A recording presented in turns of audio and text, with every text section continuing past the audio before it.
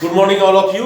आप सभी बच्चों का मैं हार्दिक अभिनंदन एवं स्वागत करता हूं वर्ग 5वें से, और विषय हिंदी व्याकरण को लेकर मैं आपके सामने आपके सम्मुख खड़ा हूं।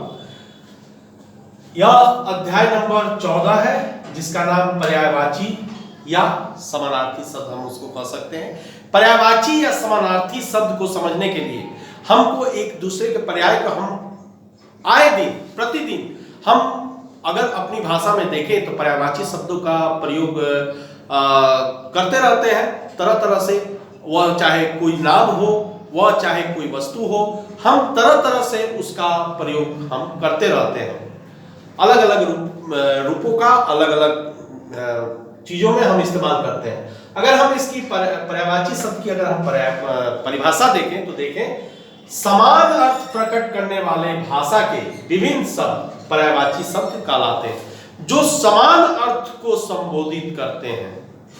अगर जो समान अर्थ संबोधित करें तो वह स्पष्ट है कि वह पर्यायवाची शब्द कहलाते हैं। पर्यायवाची शब्द को एक समानार्थी शब्द के भी रूप में हम जानते हैं। अगर हमें यह मिल जाए कि समानार्थी शब्द किसे कहते हैं, अगर यह प्रश्न मिल जाए तो उत्तर यही होगा कि समान अर्थ को संबोधित करने वाले शब्द पर्यायवाची शब्द कहलाते हैं, या ये भी हो सकते हैं कि समान अर्थ प्रकट करने वाले साधन के विभिन्न शब्द पर्यायवाची शब्द कहलाते हैं। इसके एक परिभाषा के रूप को हम जान गए कि जो समान अर्थ को प्रकट करे वह पर्यायवाची शब्द है। उदाहरण में आ गया पंकज, नीरज, जलज, कमल।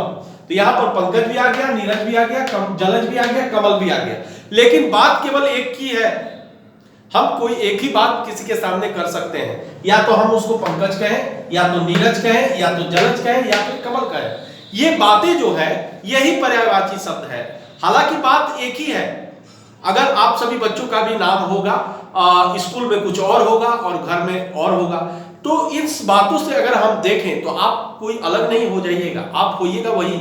अगर किसी का नाम पप्पू है और स्कूल का नाम प्रीतम है, तो वह पप्पू और प्रीतम दोनों कोई एक बच्चे का नाम है, तो वह कह देने से वह बच्चा ही होगा इस मामले में। लेकिन वह जो उसका पर्याय बता रहा है, उस पर्याय को, जैसे अगर हम सूर्य को माने तो सूर्य का नाम भास्कर भी है, दिवाकर भी है। अगर किसी का नाम घर में भास्कर है और स्कूल में दिवाकर है, तब तो वह उसी का पर्याय हो गया, उसी का पर्याय शब्द है।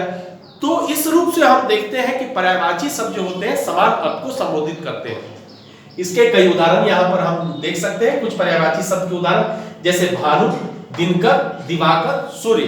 अगर हम देखें तालाब, ताल, जलाशय, पोखर, तो ये एक ही चीज को संबोधित कर रहे हैं। अगर हम यहाँ पर देखें दूध, क्षीर, गोरस, दुग्ध, पेय, तो यहाँ पर एक चीज के ही बारे में चर्चा किया जा रहा है। अगर हम देखें उन्नति, वृद्धि, विकास, उत्कर्ष, उत्थान, तो एक चीज के ही बारे में यहाँ पर संबोधित हो रहा है। तो अगर हम यहाँ पर देखें पर्यायवाची शब्द, तो पर्यायवाची शब्द जो होते हैं समान अर्थ को संबोधित करने वाले शब्द होते हैं। वे शब्द जो समान अर्थ को संबोधित करें समानार्थक या पर्यायवाची शब्द कहलाते हैं। हम जैसे निवास को घर कहते हैं, सदन भी कहते हैं। अगर हम पादप कहते हैं तो पेड़ भी कहते हैं, बिटप भी कहते हैं। तो गृह, आलय, निवास, सदन, ये सब घर के ही नाम है। घर को ही नाम को यहाँ पर संबोधित किया गया है। तो हिंदी भाषा में एक ही अर्थ के एक से अधिक शब्दों का भाषा में प्रयोग किया गया है। हिंदी भाषा में अगर हम देखें तो एक से अधिक भाषा में उसको हम प्रयोग में ला सकते हैं। ये समृद्ध और एक विस्तृत परंपरा रही है हमारे देश की जो, और हिंदी की। और यह पर्यायवाची शब्द या समानार्थक शब्द को एक सुंदर एवं समृद्ध बनाने का यही एक समृद्ध उदाहरण है। तो इस रूप से हम पर्यायवाची शब्द को समझ सकते हैं। तो आज के लिए बस इतना ही। आप सबों का बहुत बहुत धन्यवाद।